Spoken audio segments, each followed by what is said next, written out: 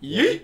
Yay. Yay. Yay. So it's pronounced yay, as in Kanye. Oh. So we need to get a taste of the room, you know, where we're exactly coming from before we dip our toes into the dragon energy water, the spring of eternal life and knowledge. Reese. Kanye West's music is the spring of eternal life and knowledge. So I know some people like him, some people hate him, some people think he's awesome, some people think he's just an idiot who like fell upward. I know Stronger, Gold Digger, and that's it. Oh, also Dragon Energy. I know that. I'm out of my element. Yeah, me too. But I'm ready to give it a whirl. That's the widest way. That was the widest way I could say. I hope you're all trimming your lawn to 1 1/4 inch. I figured I'd try to get down with the kiddos. With me, I listened to Yay. Thank you for the learning moment there. And then I, like Reese, hadn't known much about Kanye, and so I listened to Life of Pablo. So I'm basically going to be kind of seeing where his trajectory has come in the past few years. Yeah, I've listened to Kanye for a while. I've been listening to him since I was younger, and I've always enjoyed his music and his personality, just because as a fellow artist and a dragon energy fiend, I feel like I can relate on a personal level with him. You just called Kanye autistic. Not autistic, an artist. Okay, so Sam. Well, I've been listening to him since the beginning. All I can really say is I miss the old Kanye. Okay. Fair enough, fair enough.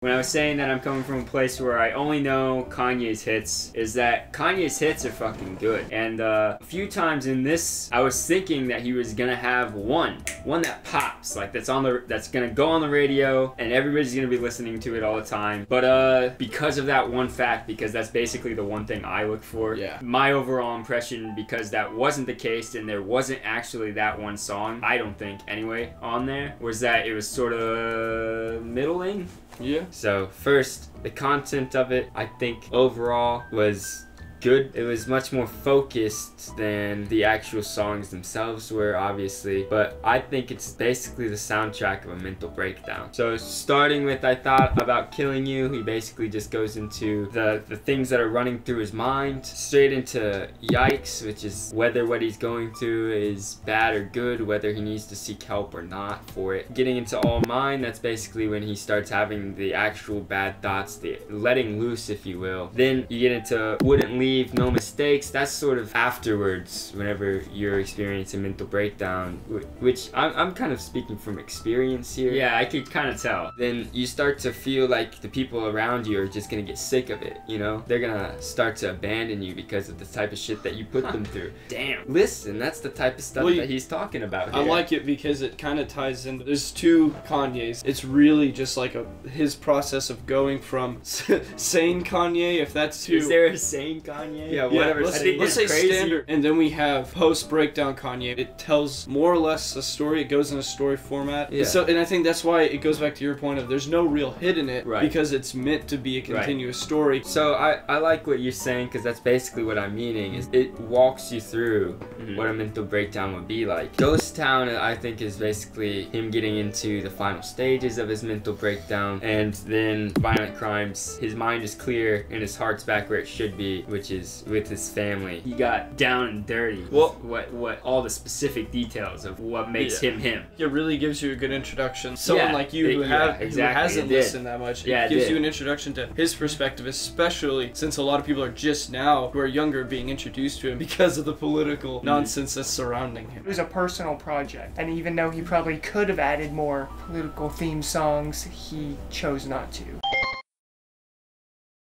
Favorite songs? Let's see. Favorite songs. Ghost Towns I thought was the best just because I really like if it masters both artistry and mainstream appeal. And I think Ghost Towns was the closest one to that for me. So that's why I like that. I can so we have a divergence I here. completely agree with everything you said, except for the song that you think matches that. So which song would you say matches that? I think Yikes was the best one. I'd have to agree. You like structure in your music. I like structure in my music. If it's gonna be a song, make it a song. Don't make it a poem with music. Ghost Towns fits as it is in the overall order of the album, and it starts to repeat that chorus of kids, you Mhm. know, it starts to get to a point where I can't actually just listen to that over and over. I can't put that on again. But yikes is like a nice up and down. Exactly. Yeah, like you get in there, you listen to the song, you can nod your head to it, and then it's over without going on too long, overstaying its welcome. So all the songs, they kind of sounded the same to me, but the one lyrically, the song that stood out the most was "I Thought About Killing You." That was, Oh, okay. Because Yeah. he's talking about speaking his mind and not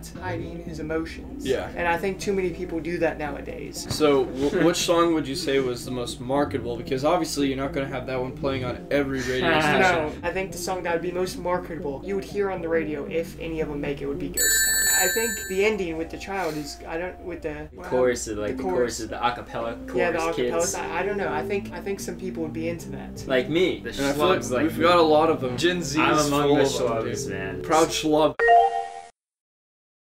So in a word, Right. describe this album. Can it be a phrase? Nope. One word. Hyphenated. A single word. Okay. The one word that describes this album would be dad. Basically telling his daughter, like what he's doing, all the shit that he does for, and it's for her. How hard it is to raise a daughter in the culture that we're living in right now. He makes like 2 songs for Kim, and basically it's all centered around him and his role as a father. That was the most unexpected thing for me, and the thing that stood out by far. There aren't any songs out there about dads and what they think about their daughters. Or at least rarely. Yeah, rarely. In the modern, especially when it's especially not modern. about like Kanye actually having a song directed at his daughter, directed at seeing other young men, like how he knows he acted. I can resonate. with I that as appreciate that.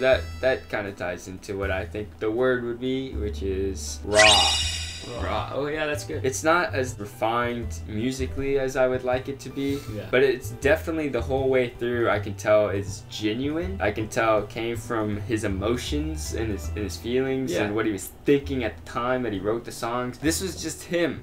Yeah. So that's the one word that I'd say. It's raw. I'm gonna stick with just iceberg. You could put iceberg theory to it, give it as much meaning or take away as much as possible, and you can go as deep as you want. A lot of these deep rappers like that talk about their childhood and stuff, it's such a specific story that I myself can't resonate, but they got to a level that everyone could resonate with without feeling like they've gone too intimate. So we're getting part of it. Yeah. Yeah. Okay. And Sam, then one word. Sam's- I would say my one word to use, I would use to describe this album would be transformation. Because it shows him from a sunken place, as he said, Yeah. he to said. a place where he is today. Well, Yeah. pretty straightforward. What would one word that we could all decide on? An ultimate word? The ultimate, So we take all our the words ultimate and we give intellectual the word. What was yours? Dad? Dad. Raw? Iceberg? Yeah. Lettuce. Transformation. Burger King? Number 15. Burger Iceberg King? Dad Raw.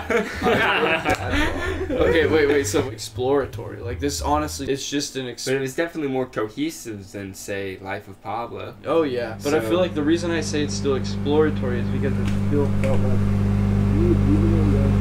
Exploratory. Okay, so it's exploratory in a personal way, which would be introspective.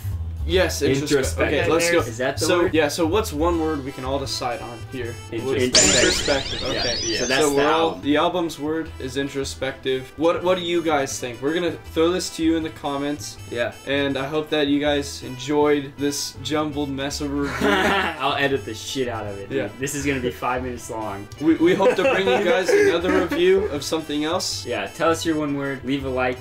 Subscribe. Or dislike. We just need interaction. Yeah. Like it. Jeb. Dislike it. You don't even have Please to- clap. If you want to give our good friend Sharton a try, Ooh, plug. It's way better yeah. than this one. it's probably better than a lot of them. All right, let's not put down all of us. Okay, we're good. We suck. We're good. We're good.